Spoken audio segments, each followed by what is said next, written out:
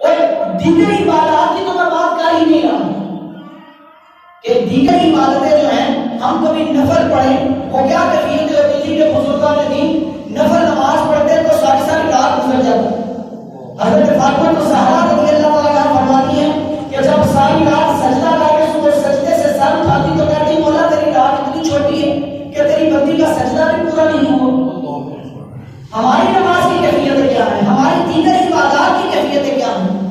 تو یہ کہ ہم تیری ہی عبادت کرتے ہیں،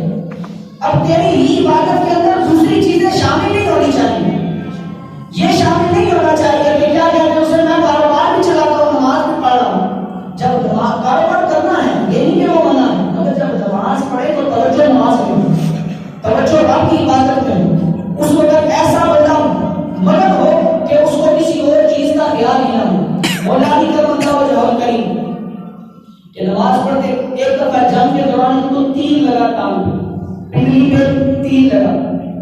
اور وہ تیر نکالا نہیں جا رہا، اس کو نکال کر تکلیف بہت زیادہ ہوئی اور نکل ہی نہیں رہا کہ حضرت علی کرم اللہ وجہہ کریم نے جب نماز شروع کی نا تو کہتے ہیں کہ یہ نماز کی کیفیت میں ہوں گے تو ان کا تیر نکال دو، اس کیفیت میں ان کو تکلیف نہیں ہوگی، اس کیفیت میں انہیں پتہ نہیں چلے گا